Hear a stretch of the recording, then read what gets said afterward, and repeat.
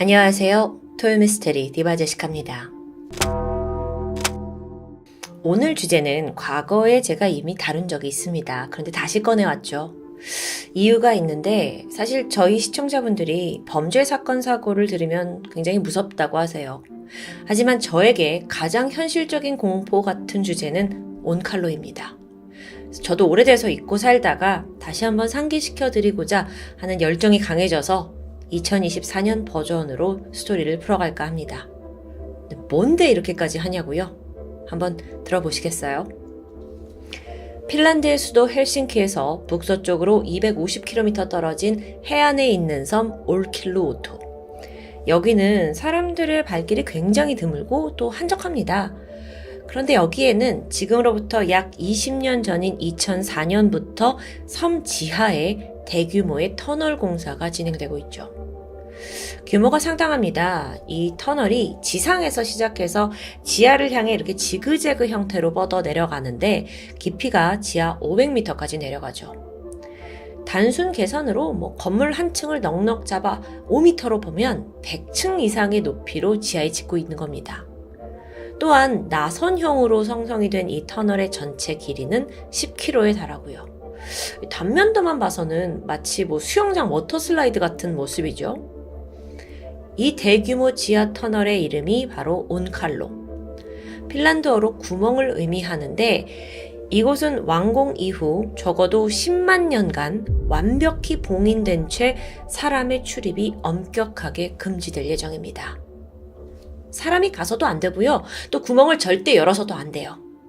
그 이유는 바로 여기에 핵 원자로를 사용한 후 남은 방사능 폐기물을 처분할 예정이기 때문이죠.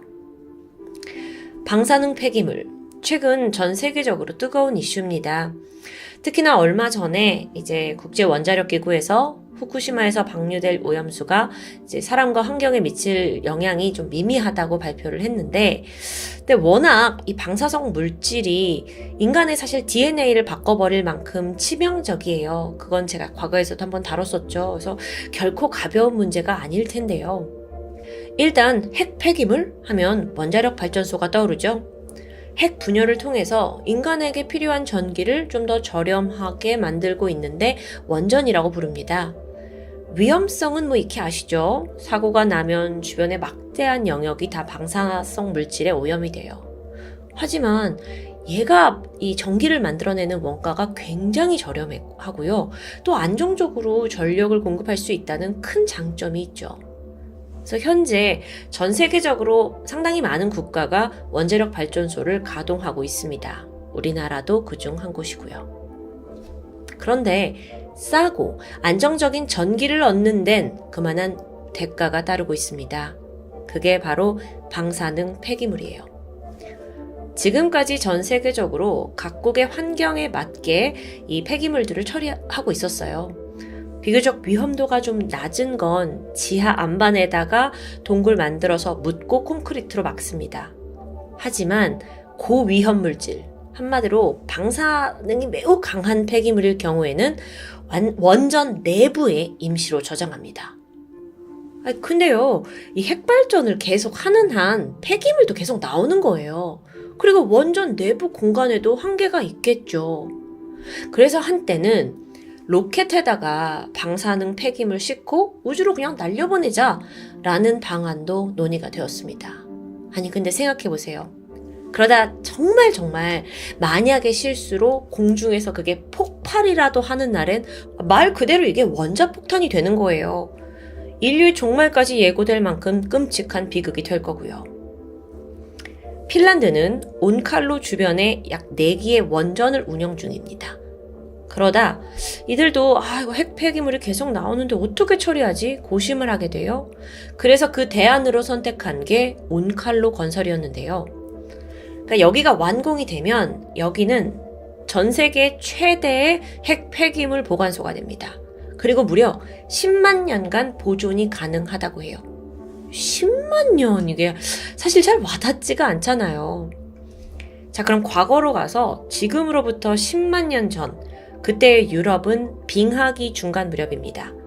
당시 호모사피엔스는 유럽에 오기 전이었고 이 땅에는 매머드가 지나다녔어요. 이제 좀 10만 년이라는 실감이 오시나요? 자, 이렇게나 긴 시간이 정해진 이유는 방사능 폐기물이 10만 년 정도의 시간이 지나야만 인체의 무해한 수준으로 떨어지기 때문입니다. 참 강력하고도 질긴 성분이죠. 그리고 지금 이 순간에도 그 물질이 지구 곳곳에 쌓이고 있다는 게 현실이고요. 이론상으로는 온칼로는 인간이 만들 수 있는 현재로서 가장 최선의 핵폐기 시설로 불립니다. 그 이유를 좀 살펴보면 먼저 온칼로가 올킬로우트 섬에 있다고 했잖아요. 근데 여기에 있는 지하 동굴의 온도는 사실 단 한 번도 영상 11도 이하로 떨어진 적이 없다고 해요. 심지어 과거 빙하기에도 여기의 온도는 11도를 유지하는 겁니다.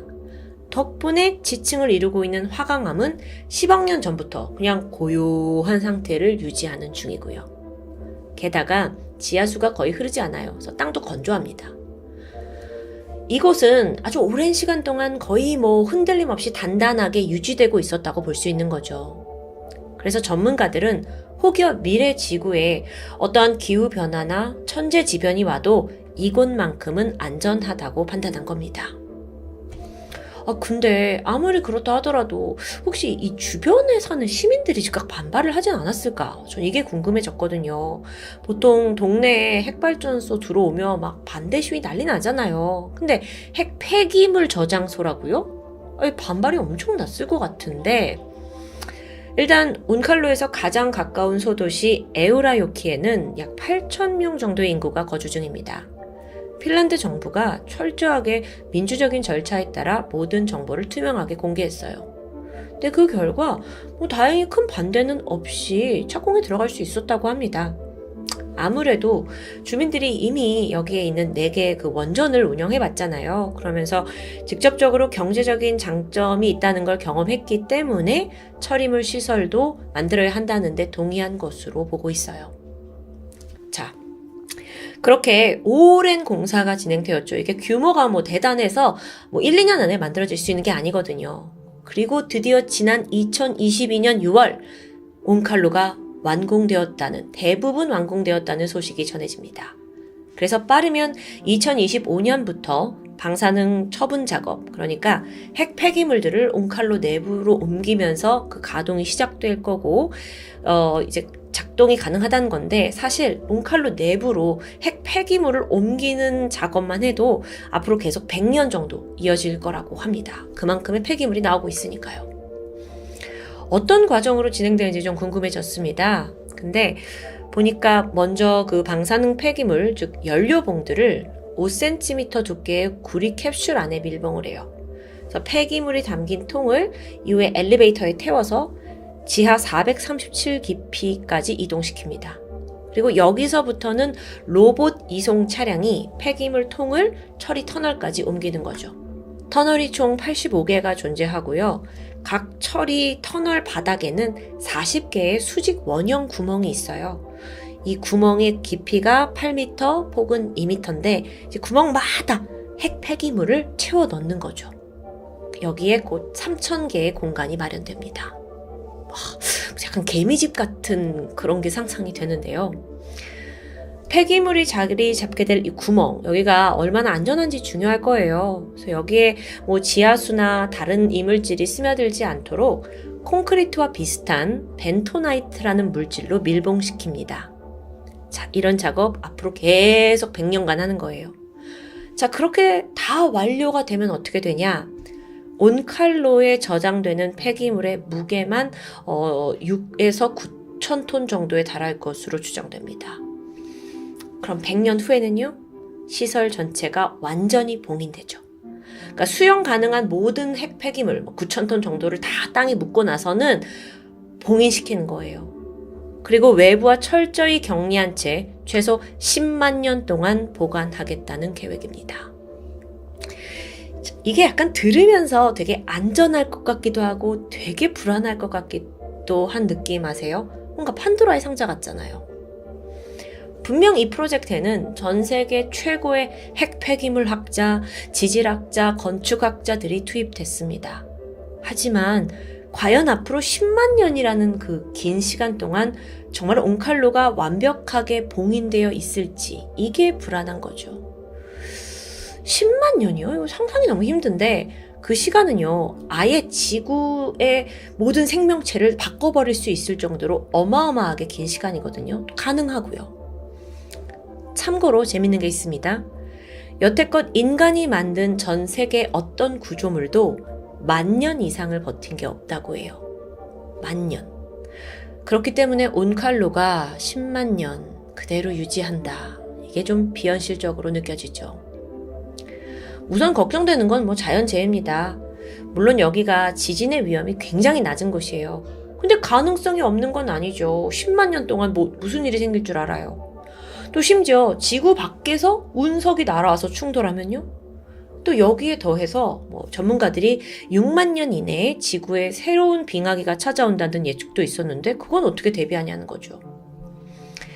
여기에 대해 온칼로 프로젝트 담당자이자 수석 지질학자 안티 요우체는 자기들이 이미 다 이걸 대비했다고 주장합니다. 그래서 온칼로가 혹여나 있을 빙하에도 잘 견딜 수 있게 3km 두께로 설계가 됐다고 설명했고요. 근데 그렇다고 해서 위험 요소가 완전히 사라지는 건 아니죠.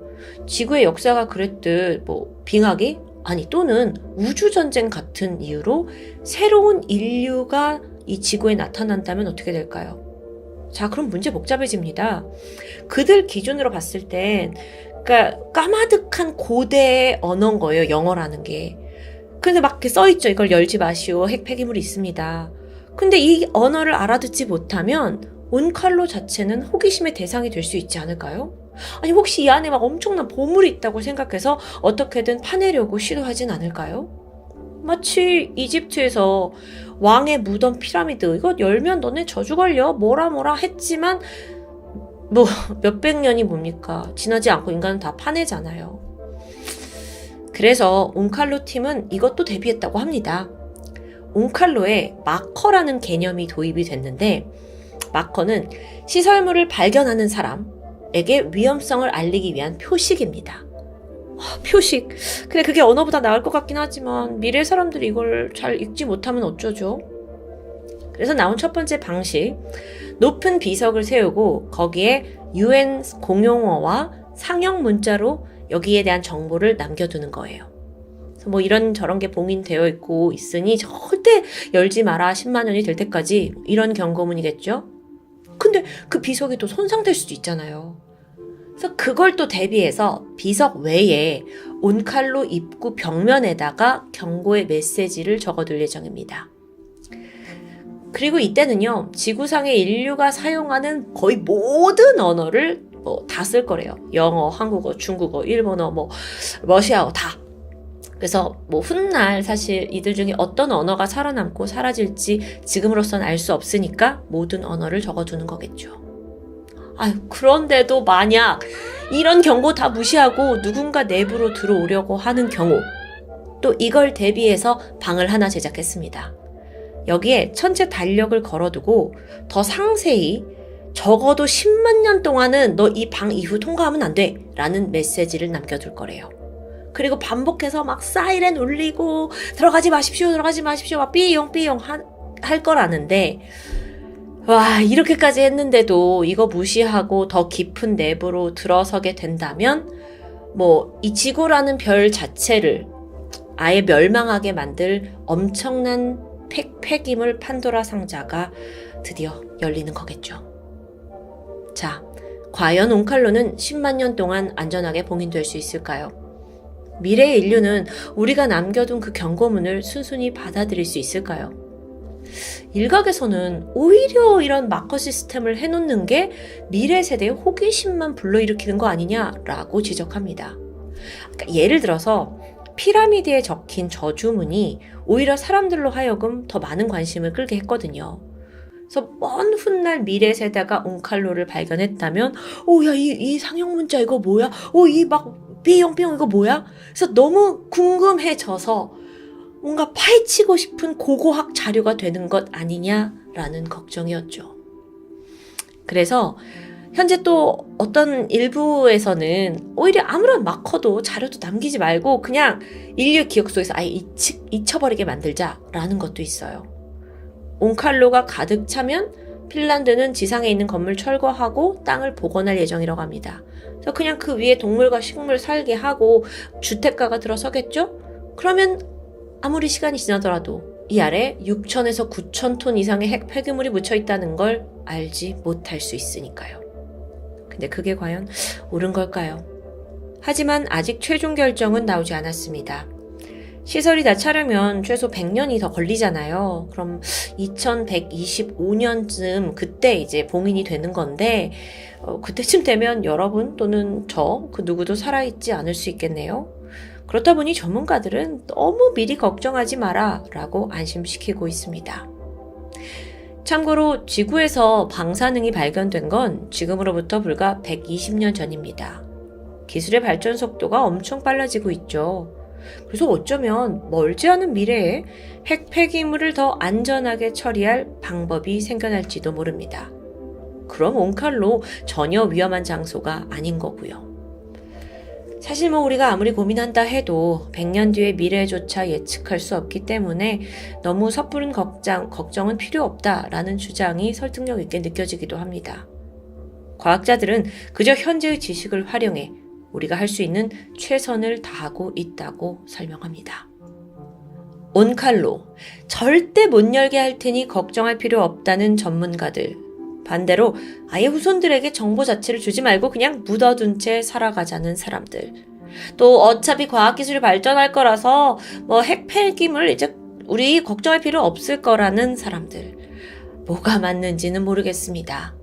그저 제 개인적인 생각으로는 우리 인류가 이런 거대한 폭탄을 지구 밑에 박아두고 있다는 게 미래 세대에게 과연 옳은 건지. 어찌 보면 우리가 다 쓰고 남은 핵 쓰레기통을 물려주는 거잖아요. 그래서 저는 아직도 불안한 심정입니다. 제가 토요미스테리를 진행하는 동안 앞으로도 종종 온칼로의 상황에 변화가 생긴다면 업데이트 드리도록 하겠습니다. 다만 미스테리의 문제가 아니라 지금 현재를 사는 인류 또 미래의 인류에게 큰 문제가 될 수 있기 때문에 많은 분들이 관심을 가져주셨으면 좋겠습니다. 지금까지 토요미스테리 디바제시카입니다. 안녕하세요. 토요미스테리 디바제시카입니다. 원자력 발전이라는 건 쉽게 말해서 핵 분열로 인해 발생되는 어마어마한 열 에너지를 활용해 인간에게 필요한 전기를 생산해내는 방식입니다. 인류 역사에서 원자력 발전은요, 지금까지의 그 어떤 방식보다도 효율이 좋은 것으로 알려져 있죠. 원재료인 우라늄 단 1g만으로 석탄의 300만 배에 달하는 열을 발생시킬 정도니까요. 하지만 원자력의 이런 엄청난 힘은 점점 인류의 재앙을 낳고 있기도 합니다. 그 대표적인 예가 체르노빌 원전 사고. 한 도시 전체가 유령 도시가 되어버렸죠. 가깝게로는 지진으로 발생한 후쿠시마 원자력 발전소 사고라고 할 수 있습니다. 그 여파는 12년이 지난 지금까지도 우리의 목숨과 건강을 위협하고 있으니까요. 오늘 스토리는 후쿠시마 원전 사고가 발생하기 딱 12년 전, 일본에서 이미 한 차례 발생한 방사선 피폭 사고에 대한 것입니다. 때는 1999년, 일본 이바라키현 동부에 위치한 도카이무라 마을 입구에는 이런 간판이 있었습니다. 어서오세요, 원자력의 마을 도카이무라입니다. 이곳은 인구가 단 수만 명이 거주하는 그닥 크지 않은 마을이에요. 하지만 일본에서 첫 원자력 시설을 유치한 지역이라서 발전소뿐만 아니라 원자력에 관련된 다양한 시설이 곳곳에 설치되어 있고요. 이게 마을의 경제를 지탱하고 있었죠. 그리고 그중 하나가 바로 JCO라는 회사였습니다.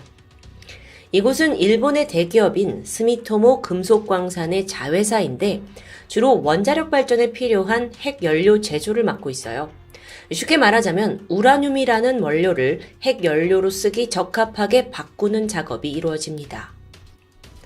날짜는 1999년 9월 30일 오전. 2명의 JCO 직원이 작업을 시작했습니다. 당시 35살이었던 오우치 히사시 씨와 39살이었던 시노하라 마사토 씨, 이 두 사람이 2인 1조가 되어서 정제된 핵 연료 물질을 탱크로 옮기는 일에 배치가 되었던 거죠. 지금 보고 계신 이 도식에서 깔때기를 든 A가 시노하라 씨, 그리고 양동이로 연료를 부어놓고 있는 사람 B가 오우치 씨라고 볼 수 있습니다. 오전 10시 반, 시노하라 씨가 작은 탱크 입구에 깔때기를 끼웠고 오우치 씨는 거기에 핵 연료를 부어놓고 있었습니다. 조심조심 연료가 새진 않을까 주의를 잔뜩 기울이며 작업을 하고 있었죠. 그런데 이때 갑자기 탱크 안에서 파란 빛이 번쩍했습니다. 오우치 씨는 생전 처음 보는 광경에 당황했죠. 잠시 후 10시 35분, 방사능 유출 경보가 울리기 시작합니다. 오우치 씨가 봤던 그 파란 빛이 체렌코프 방사선이란 건데 연쇄적인 핵 분열이 일어났음을 뜻하는 신호예요. 큰 문제죠. 사건 발생 11분 만에 소방대원과 경찰이 출동했고 오우치 씨와 시노하라 씨는 곧장 병원으로 옮겨졌습니다. 이렇게 내부에서는 유출 경보가 울리고 구조대가 두 사람을 급히 옮겼지만 반면 마을은 대단히 조용했어요. 마치 아무 일이 벌어지지 않은 듯 했죠. 여러분, 사실 당시만 해도 방사선의 무서움이 아주 많이 알려져 있진 않은 시대입니다. 게다가 이 지역은 원자력 관련해서 막대한 정부 보조금과 또 지원금을 얻어내고 있던 상황이에요. 그래서 지자체에서는 주민들을 지금 막 대피시키면 혹여나 마을 이미지에 해가 갈 것을 우려했던 겁니다. 무엇보다 재정 지원이 끊길 거란 두려움도 컸죠. 그래서 곧바로 대응하지 않았던 겁니다. 결국 사건 발생 2시간이 지나서야 주민들에게 안전을 위해 실내에 머물러라 라는 안내방송이 울려 퍼졌고 이후의 상황은 급박하게 흘러갑니다. 일본 전역에서 원자력 전문가들이 모였어요. 그리고 정부에서는 보고회가 열리면서 그제서야 사건의 심각성이 인지되기 시작했죠. 오후 3시입니다. 마침내 주민들의 피난 지시가 떨어졌는데 이건 방사선 유출 4시간 반이 지난 뒤의 일이었습니다. 그때부터 지역 공무원들은 JCO 공장에서 반경 350m 이내에 있는 모든 주택들을 방문했어요. 그리고 피난을 독려했죠. 하지만 이때 순순히 지시에 따르는 사람들 외에도 피난을 극구 거부하는 사람들도 있었습니다. 사실 방사능이란 게 불이 난 것처럼 딱 위급함이 즉각 인지되는 문제가 아니잖아요. 그래서 그 당시의 사람들은 위험에 대해 무지하다 보니 이 심각성을 제대로 알지 못했던 거죠. 병원에서도 상황은 마찬가지였습니다. 우선 현장 모습을 영상으로 잠깐 보실 텐데요. 그날 가장 직접적으로 피폭을 당한 오우치 씨, 그가 실려갔던 의료 현장입니다. 긴박감 같은 건 전혀 찾아볼 수 없죠. 심지어 오우치 씨는 자기 발로 걸어서 병원에 들어갔으니까요. 의식이 멀쩡했고요. 대화도 가능합니다. 당시의 체온, 호흡, 이런 기초검사 결과도 다 정상이에요. 담당 의사는 겉보기엔 아무런 문제가 없었다라고 말하는데요.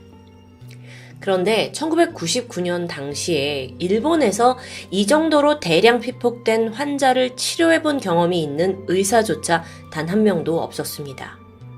의료진 당황했죠. 그래서 일단 오우치 씨를 도쿄 대학병원으로 옮겨서 정밀 검사를 실시하기로 하는데요. 그리고 여기에서야 방사선 피폭 환자를 치료하는 게 결코 쉬운 문제가 아니라는 걸 깨닫게 됩니다. 그게 가장 여실히 드러나는 부분이 있는데 바로 오우치 씨의 염색체 검사 결과예요. 여러분 사진에서 보이는 건 정상적인 염색체입니다. 보시다시피 한 쌍의 염색체는 거의 대칭되는 모습을 보이고 있어요. 가운데 부분만 좀 잘록하게 들어가 있고요. 한편 이건 오우치 씨의 염색체입니다. 모양이 많이 찌그러져 있고 무엇보다도 그 잘록하게 들어간 부분이 2군데, 3군데씩 있어서 불규칙한 모습이에요. 당시 오우치 씨가 피폭된 방사선 양을 알아볼까요? 18시버트. 시버트는 그 양을 측정하는 단위인데 이게 히로시마에 떨어진 원자폭탄에 맞먹는 어마어마한 양입니다. 보통 건강한 사람이 방사선에 노출될 일은 CT 촬영 때라고 볼 수 있겠죠. 검색을 해보니까 목뼈 CT 촬영 한 번에 어림잡아 20에서 40 밀리시버트 방사선에 노출된다고 합니다. 그 외에도 국제방사선 방호위원회가 정해놓은 일반인의 연간 피폭선량은 1mS라고 하고요. 자, 그럼 1시버트는 1000mS니까 18시버트면 18,000년간의 방사선량이 한 번에 노출되었다고 볼 수 있어요. 이게 가늠이 좀 힘든데 여하튼 엄청난 양입니다.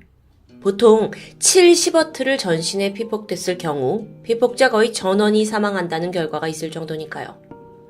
이렇게 막대한 방사선에 노출된 결과 OHC의 염색체가 서로 갈라졌다가 다시 합쳐지는 식으로 변하게 된 겁니다.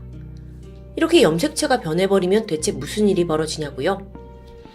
염색체에는 유전자 정보가 들어있습니다. 그리고 인체는 이 정보를 토대로 새로운 세포를 만들어내는 거예요. 그러니까 OHC의 신체는 더 이상 새로운 염색체를 만들어내지 못한다는 거겠죠. 그렇게 가장 먼저 증상이 시작된 건 혈액이었습니다. 새로운 혈액을 만들어내지 못하니까 면역을 담당하는 백혈구의 숫자가 급격히 줄어들어요. 그 결과 OHC의 면역은 위태로운 수준으로 떨어졌고요. 이 상황을 지켜본 OHC의 주치의는 곧장 가족을 불러서 혈액세포 이식을 권장합니다. 가족으로서는 무엇이든 하겠다는 일념으로 병원 근처의 호텔에 묵으면서 치료에 협조를 했는데 그 덕분에 혈액세포 이식이 원활하게 잘 진행이 되었고 약간의 효과를 보게 됩니다. 그런데 여러분, 인간의 몸에는 혈액세포만 있는 게 아니잖아요. 그래서 폐에서도 자꾸만 출혈이 나오면서 OHC는 호흡이 어려워졌죠. 안타깝게도 이 증상은 그 어떤 치료법으로도 쉽게 고쳐지지 않았고요. 이런 상황에서 그 누구보다 OHC 본인이 가장 큰 고통을 겪었을 겁니다. 물론 의료진은 백방으로 노력했지만 그럴수록 OHC 몸에서는 매일같이 예상 밖의 상황이 터졌으니까요. 그중 하나가 피부입니다. 염색체가 이상이 생기면 세포가 재생되지 못한다고 했죠. 피부세포도 마찬가지예요. 이게 맨 처음에는 그렇게 큰 문제인 듯 인식하지 못했습니다. 하지만 시간이 지날수록 피부에 이상 증상이 생기기 시작해요. 기존 세포는 떨어져 나가는데 새로운 세포를 만들어내지 못하니까 피부가 점점 벗겨지는 증상이 나타나는 겁니다. 피폭을 당하고 4주가 지났을 무렵에는 이미 피부에서 피와 진물이 다 묻어나왔고요. 피부 이식을 시도하긴 했지만 이걸로 몸 전체를 덮기는 사실상 불가능합니다. 무엇보다도 그건 또 임시방편이고요. 결국 OHC는 몸을 붕대로 칭칭 감은 채 생활해야 했습니다. 하지만 계속해서 피와 진물이 나오다 보니까 같은 붕대를 계속 메고 있을 수 없잖아요. 정기적으로 붕대를 갈아줘야 하는데 상상해보세요. 피부가 없이 속살이 다 드러난 상태에서 뭔가에 스치기만 해도 고통입니다. 그런데 머리부터 발끝까지 붕대를 다 걷어내고 다시 새 붕대를 감싸는 과정은 얼마나 고통스러웠을까요? OHC는 붕대를 갈 때마다 고통에 소리쳤고 의료진을 원망했습니다. 의사들은 처음에는 그를 구할 수 있다고 단언했어요. 하지만 하나 둘 희망을 잃어가기 시작했고 심지어 OHC의 생명을 억지로 연장시키는 것에 대해 회의감도 들기 시작합니다. 환자가 너무 고통스러워하니까요. 한편 그의 가족은 치료를 이어가길 바랬습니다. 매일같이 방문해서 상태를 살폈고요. 또 가능한 치료가 있다면 포기하지 않고 계속 해주기를 부탁했죠. 하지만 OHC의 상태는 날이 갈수록 심각해져만 갔습니다. 심지어 모든 소화기관에서 출혈이 일어나고 갈수록 의식도 희미해져 갔고요. 피폭 59일째 OHC의 심장이 멈췄습니다. 의료진은 1시간 동안 심장 마사지를 통해서 간신히 심장을 다시 뛰게 하는데 성공했지만 정작 문제는 그 심장이 멈춘 시간 동안에 몸에서 어떤 또 다른 문제가 발생했는지는 아직 알 수 없는 상황이었다는 거예요. 결국 이쯤 되니까 의료진과 가족들 모두 한 번만 더 심장이 멈추면 그때는 죽음을 받아들이기로 결정했습니다. 그렇게 피폭 83일째 OHC는 끝내 세상을 떠났습니다. 그와 함께 작업했던 시노하라 씨 역시 같은 피해를 입고 고통스러워하면서 치료를 받았지만 OHC보다 조금 더 버틴 211일 만에 숨을 거두었고요. 유례없는 방사선 피폭 사건으로 2명의 무고한 직원들이 목숨을 잃게 된 거죠. 자, 그렇다면 다시 사고로 돌아가서 핵 분열 사고는 왜 그때 일어난 걸까요? 전문가들이 사건의 진상을 파악했고 그 결과 회사의 부실한 관리가 원인이라고 입을 모으게 됩니다. 보통 핵 연료 물질은 조금씩 나눠서 보관을 하는 게 필수적이에요. 너무 많은 양이 한 곳에 모여 있으면 핵 분열이 연속적으로 일어나면서 엄청난 양의 방사선이 방출될 수 있으니까요. 근데 회사 입장에서는 특수 보관 탱크를 제작하는 비용이 만만치 않습니다.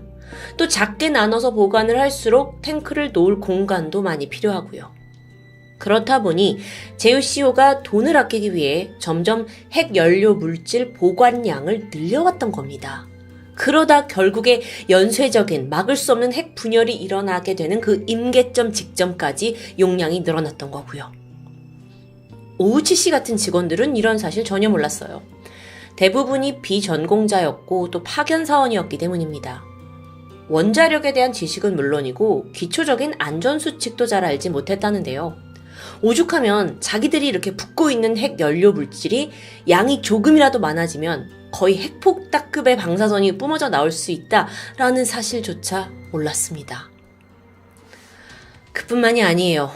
애초에 핵 연료 물질의 양을 측정하고 안전하게 옮길 수 있는 장치조차 지급되지 않았습니다. 오직 이 양동이뿐이었어요. 핵 연료를 이 흔한 양동이에 담게 했다는 게 도무지 이해가 가지 않죠. 완전 주먹구구식인 거예요. 언제 사고가 일어나도 이상하지 않았을 상황이었죠. 그날 보관 탱크 안에서 핵 분열이 약 20시간 동안 이어졌습니다. 그리고 그 시간 동안 계속해서 방사선이 뿜어져 나왔죠. 심지어 피난 대응조차 늦게 한 덕에 도카이무라 마을에 살고 있는 660여 명의 주민들 역시 피폭 피해를 입은 것으로 집계됩니다. JCO 이 공장이 마을 한복판에 위치해 있었어요. 그래서 인근의 주택은 물론이고 음식점, 학교 같은 시설과도 위치가 가까웠죠. JCO 가까이서 생활하던 사람들은 자신도 언제 몸에서 이상 반응이 생길지 모른다는 불안감, 또 생활하는 공간이 방사능에 남아있을지도 모른다는 공포로 뒤덮였습니다. 여기서 어떻게 살아요? 그래서 추후 JCO에 민간소송을 제기한 피해자들도 있었지만 일본 법원은 이들의 손을 들어주지 않았다고 합니다. 이 사건을 계기로 이바라키현의 도카이무라, 이 지역은 아주 경제적인 큰 피해를 입게 됩니다. 사람들이 아예 근처에서 나온 농작물조차 소비하지 않았고 또 관광객도 뚝 끊기면서 수많은 사람들이 일자리를 잃게 되고요. 그나마 원자력 발전으로 유지되던 도시의 경제가 정말 폭삭 주저앉게 된 거죠.